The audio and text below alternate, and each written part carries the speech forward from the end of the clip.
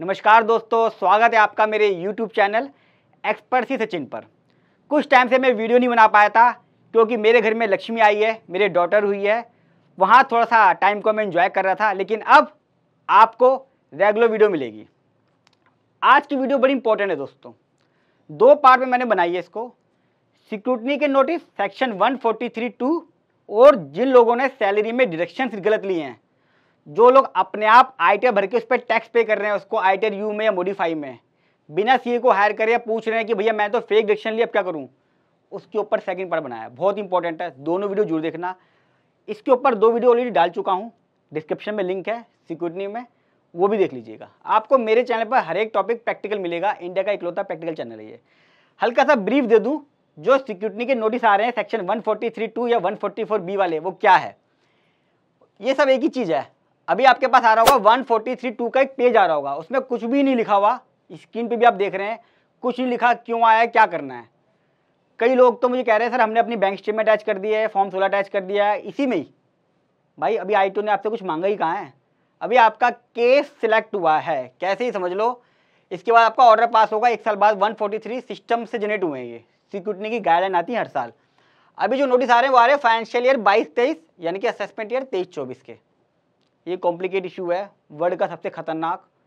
IAS IPS CA के बाद भी समझाना कि फाइनेंशियल ईयर और असेसमेंट ईयर क्या है। कोई बात नहीं, आप लोगों ने आईटीआर भर दी होगी 31/7/23 को, और मैक्सिमम से मैक्सिमम बिलेटेड या रिवाइज भर दी होगी 31/12/2023 को। जिन लोगों ने इस साल आईटीआर यू भरी है पिछले सालों की, उनके भी केस लगेंगे, ध्यान रखना। हो सकता है आपका फाइनेंशियल ईयर 21-22 हो और आपने इस साल उसकी आईटीआर यू भर दी हो, तो आईटीआर यू में भी इसी साल आपका सिक्योरिटी केस लग जाएगा। उसकी ड्यू डेट है 30/6/2024। यानी कि अगर किसी केस में आपको लग रहा है कि मेरे में दिक्कत है, मेरे में प्रॉब्लम है, मैंने कैश जमा कराया है, ह्यूज इन्वेस्टमेंट करी है, मेरा सिलेक्शन हो सकता है केस का, तो 30/6 तक तो वो डर के रहे थोड़ा सा। 30/6 के बाद इसका मतलब उसका केस सिक्योरिटी में नहीं लगा और दोबारा सिक्योरिटी में लगेगा भी नहीं। लास्ट डेट 30/6/24 अभी आ रहे हैं। इसका इनकम टैक्स वाला ऑर्डर पास करेगा 31/3/2025, यानी कि पूरा टाइम है, ऑलमोस्ट 9 महीने का। ऑर्डर पास करने से मतलब है जो भी आप सबमिशन दे रहे हो, रिप्लाई दे रहे हो, बहुत सारे रिप्लाई आते आते रहते हैं, फाइनली क्या डिसीजन हुआ, टैक्स डिमांड निकली या बच गए। पूरे एक साल केस चलता है, 8-10 बार नोटिस आते हैं, हम लोग उसके रिप्लाई करते हैं। अब आते क्यों है, ये बहुत सारे रीज़न है, मैंने पिछली वीडियो में बताया भी है, मैं यहाँ पे ज़्यादा इसको डिटेल में नहीं बता रहा, हल्का सा बताता हूँ। आपने फालतू का लॉस करा हुआ है, 26 ईयर्स आपका मिसमैच है, उसके अंदर शेयर मार्केट की इनकम थी, क्रिप्टो की इनकम थी, आपने वो नहीं दिखाई, सिस्टम ने पकड़ लिया। आपने, ये है सबसे ज़्यादा, सैलरी पर्सन ने फालतू की डिडक्शन ली हुई। लो 60 लाख की सैलरी थी, 20 लाख रुपए पे टैक्स पे करा हुआ है। सोचो, 60 लाख की सैलरी पे डिडक्शन ले लेके 40 लाख की 20 लाख पे टैक्स पे करा है। अगली वीडियो जो बनाई है उसमें एग्जाम्पल दिया क्या करना है। लो प्रॉफिट रेशियो, एग्रीकल्चर इनकम बहुत थी, एक्सपोर्ट इम्पोर्ट आईसी कोड ले लेके सैलरी वालों के रिफंड लिए हुए हैं, ड्यूटी ड्रॉबैक के, उसको पता भी नहीं है, उसके केस लग रहा है। वो कह रहा है जी मेरे दोस्त ने लिया था, मेरा किसी ने फर्जी बनवा लिया, मुझे पता ही नहीं है, ये केस भी लग रहे हैं ये वाले। आपने नोटिस का रिप्लाई नहीं करा 133 142 का, या प्रॉपर नहीं था, इसलिए मैं कहता हूँ हमेशा प्रॉपर तरीके से काम कराएं। जब आप अपना आप रिप्लाई देते हैं ना, आपको पता ही नहीं है, भैया अभी नोटिस आते ही बहुत सारे क्लाइंट थे, क्या सर मैं तो डिटेल दे दी, सारे बैंक दे दिए, फॉर्म 16 दे दिया, सब कुछ लिख दिया उसके अंदर, बताओ। ऑनलाइन गेम में इन्वेस्टमेंट प्रॉपर्टी करिए, कैश डिपॉजिट है, ये रीज़न है जो आ सकता है। अब जब आपके पास नोटिस आया, अभी लोगों को समझ में नहीं आ रहा करना क्या है उसमें, मैं बताता हूँ क्या करना है। दो तरह हैं, लिमिटेड और कंप्लीट। लिमिटेड में लिखा होता है, कंप्लीट में लिखा हुआ नहीं होता। यानी कि अगर आपके पास नोटिस आया 143(2) उसमें लिखा हुआ नहीं है, तो इसका मतलब क्या है, वो कंप्लीट। देखिए ऐसे लिखा हुआ आएगा उसमें। ये लिमिटेड है, इसमें पूछा है एक्सपोर्ट इम्पोर्ट, यानी कि इसमें जो पूछेगा सिर्फ आपसे export import, bill of entry मांग लेगा, बैंक स्टेटमेंट मांग लेगा, बैलेंस शीट मांग लेगा, उसके ऊपर टैक्स दिया नहीं दिया है, आईटीआर में दिखाएं। इसके अलावा कोई इशू पे बात नहीं करेगा। अगर इशू पे बात करता है तो आप उसको रोक सकते हो, लीगली लिख सकते हो, मेरा केस लिमिटेड सिक्योरिटी का है, मेरे से फालतू बकवास मत कर। लिख देना, ये मैं लिख देता हूँ मैं तो। लिमिटेड के बाद सेकंड ऑप्शन आता है कंप्लीट सिक्योरिटी, यानी कि उसमें क्या क्या पूछ सकता है वो, आपकी एक एक बैंक की ट्रांजैक्शंस पूछ सकता है, पैसा कहाँ से आया, क्यों आया, किसने दिया, उसकी कंफर्मेशन दो, उसकी आईटीआर दो, फलाना ढिंका, उसके बच्चों का नाम, बीवी का नाम, परदादा का नाम, कहाँ का रहते हो, पार्टीशन से पहले कहाँ थे, किस देश में थे, पिछले जन्म में कहाँ थे, कुछ भी पूछ सकता है इनकम टैक्स वाला, ये ध्यान रखना। तो पूरी इंफॉर्मेशन। कंप्लीट डिडक्शंस जो आपने आईटीआर के अंदर डिडक्शंस लिए, एग्जाम्पशन लिए, एक एक चीज़ का बिल, वाउचर, बैंक से पेमेंट प्रूफ मांग सकता है। कोई भी क्वेश्चन पूछ सकता है जो उसका मन करा। उसके घर में झगड़ा हो गया ऑफिसर के, वो आया, उसने आपकी फाइल खोली, उसको गुस्सा आ गया, उसने कहा सारे क्वेश्चन मैं इससे पूछ के इस पर खुद तक निकाल दूंगा सारी अपनी। यही होता है जब क्वेश्चन आता है ना 40 पेज का, उसमें ये लिखा होता है कि पिछले जन्म में आप क्या थे, 86 लाख योनि होती हैं, आप किस किस में क्या क्या बने, है ना, फालतू चीज़ें के क्वेश्चन रेलिवेंट। अच्छा, फीस दोस्तों देखो, वैसे जो नॉमिनल फीस है मिनिमम वो 40,000 से 50,000 स्टार्ट होती है इन केसों की। अगर आपसे वो कहता है मैं 5 में रिप्लाई कर दूंगा, 10,000 में रिप्लाई कर दूंगा, 15 में कर दूंगा, तो आप समझ जाइएगा कि थोड़ा सा वहाँ पे केस रिस्की है, क्योंकि ये टाइम कंज्यूमिंग चीज़ है। यहाँ पे लीगल पार्ट नहीं है ज़्यादा, लीगल पार्ट तो आखिरी में आता है जब शोकोस आता है। यहाँ पे थोड़ा सा ये ध्यान रखना है कि मेरी क्या एडिशन हो सकती है, मुझे ऑफिसर को क्या कागज देने हैं, कब देने हैं और क्यों देने भी हैं कि नहीं देने, क्या देने से मेरा नुकसान ज़्यादा ही कम है, ये डिसीजन भी लेना पड़ता है। ऐसा नहीं ऑफिसर ने 40 पेज का क्वेश्चन बनाया, आपने कहा ये ले मेरी पूरी बैंक स्टेटमेंट, ये ले मेरा फॉर्म 16, ये ले मेरे पापा की आईटीआर, ये ले उसकी आईटीआर, ये ले पिछले जन्म का हिसाब किताब मेरा। आईटीओ ने बोला वाह सब कुछ आ गया मेरे पास, एक काम करो रगड़ो अब इसको। थोड़ा सा ध्यान रखें फीस देते वक्त, मैं ये नहीं कह रहा हर किसी का है, अच्छे भी करते हैं, लेकिन एक थोड़ा सा स्टैंडर्ड मेंटेन करना जरूर। अच्छा, जो मैं कह रहा हूँ कि 31 मार्च 25 तक चलेगा, इसका मतलब क्या ही समझ लीजिए। अभी आपका केस सिलेक्ट हो गया, अभी आपके पास क्वेश्चन ये रहेगा 142(1) के अंदर, जो भी लंबा चौड़ा आपके पास आया है ना 143(2), ये सिर्फ केस सिलेक्ट हुआ है। इनकम टैक्स वाला कह रहा है कि हमने आपका सिक्योरिटी में केस पिकअप कर लिया है, सिलेक्ट कर लिया है, जुडिक्शन एज्यूम कर लिया है, अब मैं आपको क्वेश्चन भेजूंगा। क्वेश्चन भेजेगा, उसके अंदर लिखा होगा कि क्या क्या कागज मंगाने हैं, क्या क्या पूछना है, पिछले जन्म में क्या करा, आपकी कितनी गर्लफ्रेंड रही, कितनी बार झगड़ा हुआ, ब्रेकअप क्या हुआ, काफ़ी सारी चीज़ें ऐसी भी लिखी होती है, इसका कोई रेलिवेंसी नहीं है, लेकिन पूछते पूरा चिट्ठा। आप रिप्लाई सबमिट करोगे ऑनलाइन इनकम टैक्स पोर्टल पे, ई फाइलिंग पे, मेल से रिप्लाई नहीं करना है। कई लोग मेल करते रहते हैं आईटीओ को, मेल का कोई ऑप्शन नहीं है, जो रिप्लाई आप ई पोर्टल पे दोगे वही कंसिडर होगा। फिर ये फरवरी या मार्च में, क्योंकि देखो मार्च तो लास्ट डेट है, अब इनकम टैक्स ऑफिसर मार्च तक तो रुकेगा नहीं, तो आपका फरवरी के एंड में या मार्च के फर्स्ट वीक में 2025 में ऑर्डर पास कर देगा।